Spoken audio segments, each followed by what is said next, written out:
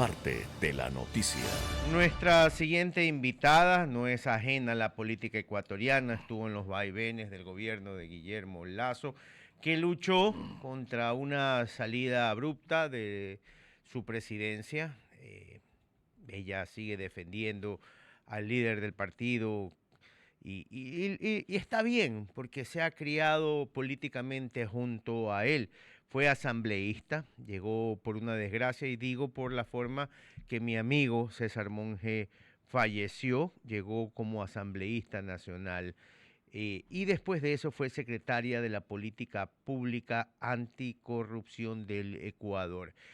Estamos hablando de la abogada Ana Belén Cordero Cuesta. Abogada, buenos días. ¡Qué ingratitud la suya! Buenos días, Guillermo. Saludos a la audiencia. Qué pena. Oiga, todos los medios en Guayaquil me dicen que soy una ingrata, que solo doy entrevistas virtuales. La próxima, enseguida que esté en Guayaquil, seguro estoy en los estudios. La esperamos aquí con un buen café. Abogada, Gracias. otra vez a la lid política, como hablamos la última vez. Decidió que sí. Finalmente decidí que sí. Si el país llama, creo que se hizo un muy buen trabajo en la Asamblea. Desde el Legislativo se llevó adelante procesos de fiscalización. Y bueno, es la hora de volver a representar al electorado si así lo quiere y así me da el voto de confianza, lo estaré representando en la Asamblea Nacional. Cuénteme un poquito, ¿cómo se está reagrupando? Porque no hay otra forma de decirlo, creo. Bueno, como le dije hace, ¿qué será? Ya debe ser, bueno, un poquito menos de un año que estuve en su estudio, justamente conversando sobre el tema electoral. Nosotros, como creo, decidimos no participar en el año 2023, primero porque éramos gobierno y estábamos terminando una gestión, y segundo porque estábamos apoyando de alguna manera que se dé una transición democrática ordenada con este gobierno de transición, y así se dio. Y con esos antecedentes, además, un tercer tema importante fue volver a mirar a nuestras bases, ¿sí? Todos los movimientos políticos o las organizaciones políticas tienen sus altos y sus bajos. Asimismo, todos los partidos de gobierno terminan de alguna manera resquebrajados, propio del ejercicio del poder. Es normal. Si el poder no se ejerce, finalmente no estás trabajando por y para los ecuatorianos. Es parte del ejercicio del poder el desgaste. Y nos reestructuramos en las 24 provincias del país, en nuestra representación del exterior. Tenemos directivas, también tenemos frentes de mujeres, frentes de jóvenes, y hemos puesto candidatos en las 24 provincias del país y en las circunscripciones del exterior y el Parlamento andino, y por supuesto nuestro binomio, cosa que no ha podido hacer algunos otros movimientos, organizaciones políticas. Solamente 7 lograron inscribirse, y hay un tema no menor: el cumplimiento de la ley. Hoy el 50% de las listas está encabezada por mujeres y por jóvenes menores de 29 años. Caso contrario, se anula la inscripción de toda la lista. Nosotros hemos superado en demasía ese número. Abogada, tome bien la pregunta que le voy a hacer, pero no va a ser Todo lo muy... tomo muy bien, no se Espero. preocupe. No va a ser muy difícil ser candidato de Guillermo Lasso, de un presidente que bien o mal eh, no hizo lo que los ecuatorianos queríamos que hiciera, o porque no tuvo el tiempo, o porque en la verdad creo que faltó decisión en lo personal. Yo siempre he dicho que el expresidente Lasso es un buen tipo, es un buen ser humano, pero le faltó muchas cosas y se rodeó mal en su círculo íntimo. ¿No cree que va a ser una batalla cuesta arriba para ustedes los candidatos del partido sacarse un poco del hombro el nombre de él? Tengo dos respuestas para usted. Vamos. La primera, al contrario de ser difícil, yo no tengo un líder político ni un expresidente prófugo.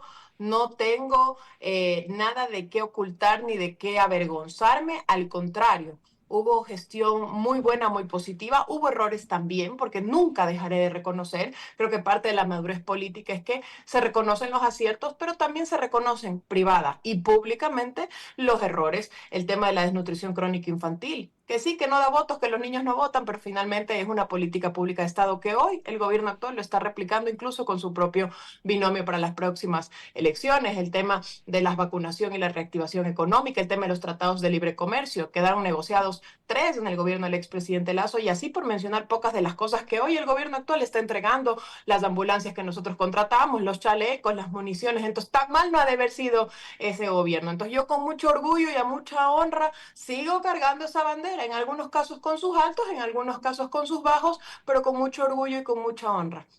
Y segundo, un tema no menos importante, los partidos políticos siempre tienen, como decía hace un momento, sus altos y sus bajos. Si no, mire usted, por ejemplo, cuando salió José María Aznar del Partido Popular en España, de la presidencia, cuando fue el tema de Atocha, la guerra en Irak, salió un partido muy desgastado y luego volvieron a ser gobierno y hoy son una fuerza muy importante. Yo creo que nosotros hemos tenido ya experiencia desde el año 2012 que lo hemos venido haciendo de participar en la ley electoral, de representar a los ecuatorianos. Si hubiésemos pensado lo mismo que usted me pregunta en el 2012, jamás hubiésemos llegado a Carondelet. Así que yo estoy aquí con mucho orgullo representando a mi partido y a mi tendencia política. Abogada, ¿qué tiene Francesco Tabaqui que los ecuatorianos debemos saber? A ver, fue compañero mío de colegio, lo conozco muy bien y le tengo un gran aprecio, pero la mayoría de los ecuatorianos, y hay que decirlo así, todavía no lo han conocido. ¿Qué tiene Keiko? ¿Qué tiene Francesco que debería ser el presidente de los ecuatorianos desde febrero y ser votado en febrero? Mire, yo estaba viendo hace un par de días unas encuestas y decían que el 40% de los ecuatorianos votaría por alguien que no tenga ninguna experiencia en política ni en el quehacer público.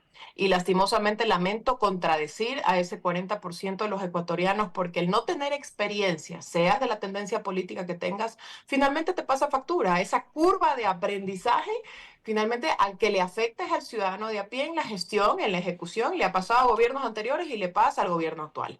Y Francesco Tabaqui tiene la experiencia en, primero, haber sido un excelente gobernador al cargo de la provincia. Segundo, en la lid electoral, él fue candidato a prefecto por la provincia del Guayas. Y tercero, una experiencia necesaria e importante que nosotros a la interna de nuestra organización política no hemos...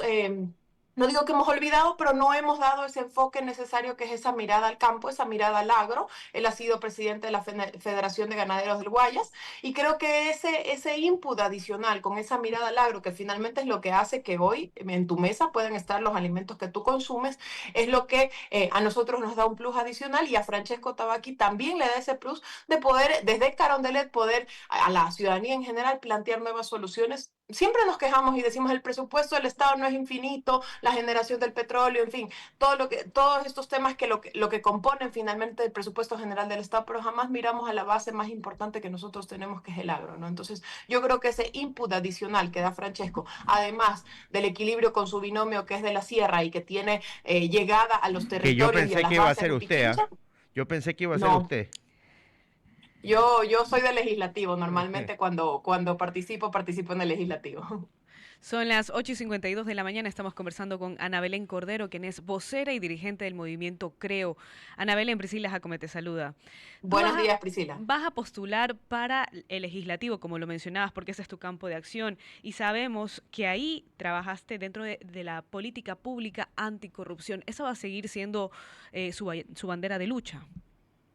En el legislativo estuve como vicepresidenta de la Comisión de Fiscalización junto a Fernando Villavicencio y luego cuando se dio la disolución de la Asamblea Nacional pasé a la Secretaría de Política Pública Anticorrupción. Ese trabajo yo lo continuaré siendo en la Asamblea Nacional si los ecuatorianos me dan su voto de confianza de fiscalización porque no es ajeno a ningún legislador. Sin embargo, también hay temas necesarios que la ciudadanía necesita. Yo me convertí en madre hace pocos años y el tema de la niñez y de los jóvenes y de los niños a mí no solo me llega al corazón, sino que me preocupa y es que las noches antes de dormirme me quedo pensando qué más podemos hacer por nuestros jóvenes, además de la educación mala formal que se tiene en lo público, mejorar la educación pública y además qué otras habilidades blandas necesitan nuestros jóvenes para salir adelante y encontrar empleo. Hoy veía con muy buenos ojos que la prefecta del Guayas se ha acercado el señor Preciado, que él tiene una escuela de boxeo para niños y que esa es la forma, y jóvenes, que esa es la forma que él apoya a su comunidad para que no caigan en bandas delincuenciales. Cosas como esas, actividades como esas en las que estoy normalmente pensando y en las que quiero trabajar en proyectos legislativos para incentivar ese tipo de actividades en nuestros niños. El deporte, el arte y la cultura por fuera de la educación formal creo que es el que finalmente va a permitir que nuestros niños y nuestros jóvenes dejen de seguir como modelo a seguir las bandas delincuenciales. Ana Belén, dentro del legislativo, usted bien lo sabe, hay que negociar para que se logren ciertos proyectos como el que usted menciona. ¿Está preparada para justamente eso, teniendo en cuenta que tenemos ya un legislativo que está enfrentado dentro de las bancadas? Yo creo que el legislativo empezó bien el año anterior, en noviembre. Creo que esa aprobación de esas 4 leyes fueron, a mi criterio, muy beneficiosas para el país. Vamos a ver ahora, por ejemplo, que al menos así mencionan, se vienen los apagones y es que esa ley de eficiencia energética sirvió para algo, para enfrentar el tema del estiaje, ¿no? Y lo mismo con la reactivación del turismo. Sin embargo, el tema del turismo no puede salir adelante si no hay seguridad. Entonces, bueno, vamos a ver si esas leyes sirvieron en algo para enfrentar los problemas que le aqueja al país.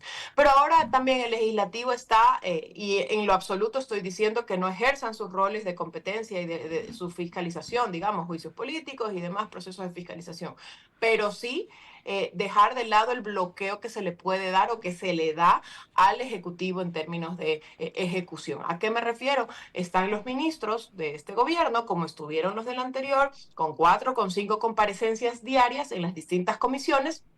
Y finalmente lo que eso deviene es que el trabajo no se pueda ejecutar o llevar adelante. En lo personal, creo yo que la competencia de fiscalización tiene que ejercerse, pero tiene que ejercerse con responsabilidad y permitir al gobierno también trabajar, ¿no? Son las 8:55 de la mañana. Abogada, ¿quién la acompaña a usted en las listas, tanto nacionales como en las principales provincias? Mire, yo estoy de candidata al Distrito 1, Distrito Norte de Pichincha, Centro Norte de Pichincha, y en el Pichincha también está, por ejemplo, en parroquias, el exministro del Interior, el capitán Juan Zapata, muy querido. También tenemos en la primera candidatura de la Asamblea Nacional está Juan Fernando Flores, el ex jefe de bancada de gobierno y ex consejero político del expresidente Guillermo Lasso.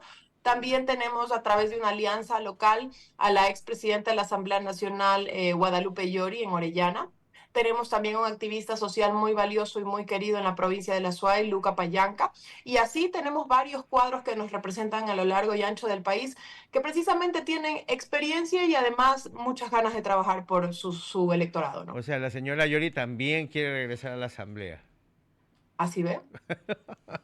Ay, Dios mío, ustedes me dan una de cal y una de arena. Pero bueno, lo importante es que trabajen por el país. Lo importante es que hayan aprendido, como usted bien lo dijo, su lección. Lo importante es que Ecuador esta vez vote bien y que la asamblea se dé cuenta, cuando usted llegue, si es que llega, que la retórica tiene que ser otra. Esas peleas con el Ejecutivo no sirven para nada, no terminan en nada y no ayudan al Ecuador. Abogada, le tomo su palabra, viene a Guayaquil y le espero aquí sentada. Tomada la palabra, cuente con ello. Un abrazo a la distancia. Encantada, un gusto, buenos días. Era la abogada Ana Belén Cordero, ella es vocera y dirigente del movimiento Creo, y ya escucharon, se lanza por Pichincha para la asamblea. El Estado